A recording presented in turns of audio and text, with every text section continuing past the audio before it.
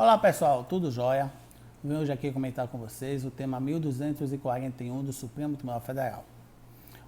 Esse tema foi fixado no julgamento de um recurso que se busca solucionar o seguinte caso.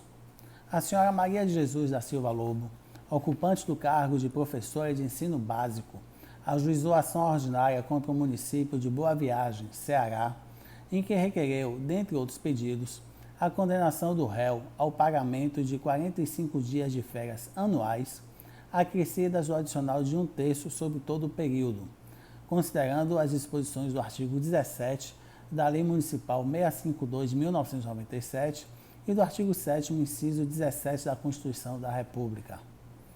O pedido foi julgado parcialmente procedente, uma vez que o ente demandado respeita o período de férias previsto em lei, discordando apenas do valor do adicional correspondente, uma vez que paga apenas 1/3 sobre o período de 30 dias.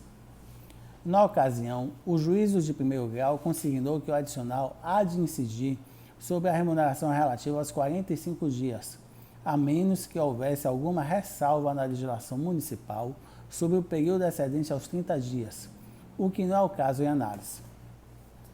O Tribunal de Justiça do Estado do Ceará, ao confirmar a sentença, ressaltou: ora, a Constituição Federal em momento algum restringiu o direito de férias a 30 dias, deixando apenas consignado em seu texto que os trabalhadores urbanos e rurais e servidores públicos têm direito a férias anuais remuneradas, não impedindo que lei específica possa ampliar o número de dias das férias.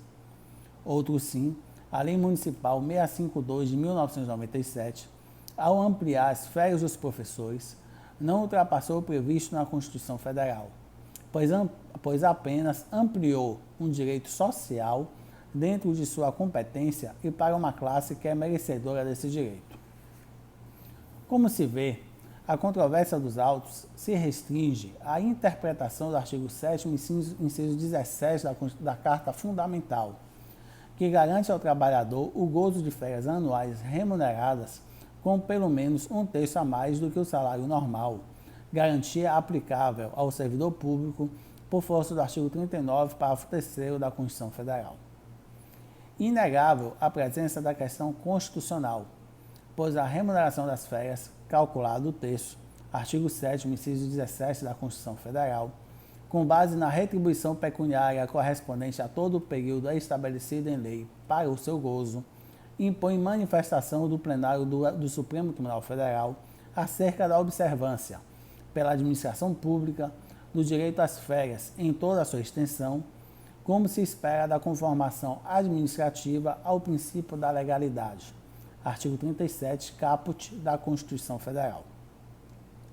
Por outro lado, o recorrente não se insurge quanto à natureza dos 45 dias definidos em lei local, nem quanto ao lapso temporal de 45 dias, de modo que o julgamento dessa causa prescinde da análise da legislação local de regência, inaplicável à espécie, a súmula 280 do Supremo Tribunal Federal.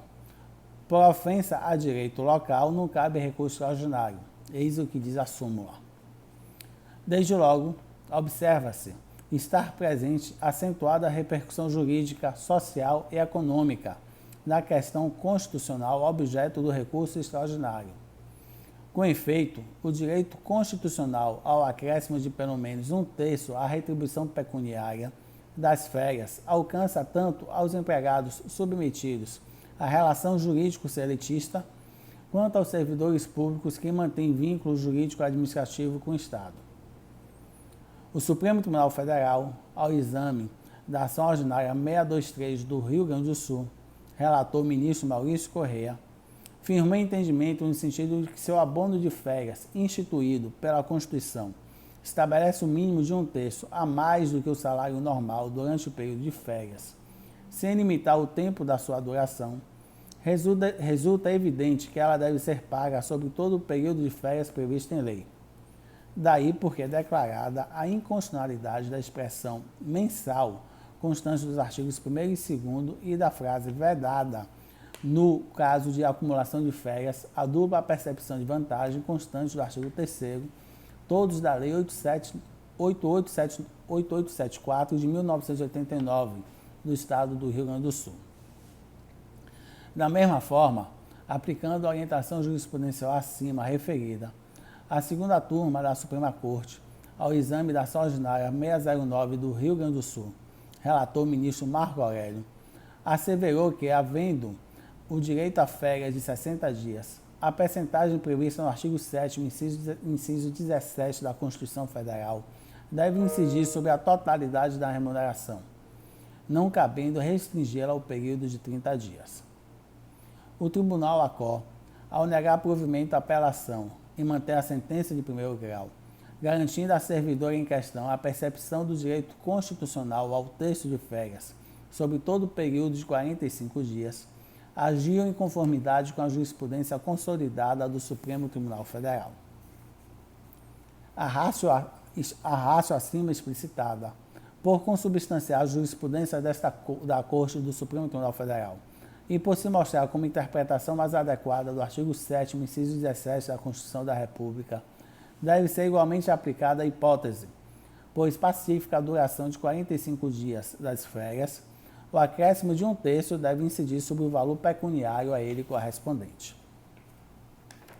Dessa forma, foi fixado o seguinte enunciado da tese. O adicional de 1/3 previsto no artigo 7º, inciso 17 da Constituição Federal, incide sobre a remuneração relativa a todo o período de férias.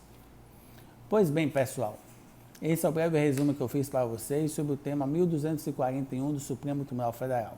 Espero que tenham gostado. Se gostaram, dê um like. Continuem inscritos aqui no meu canal do YouTube e me sigam lá no meu Instagram, @JoãoPauloPiropo. Um forte abraço e até a próxima.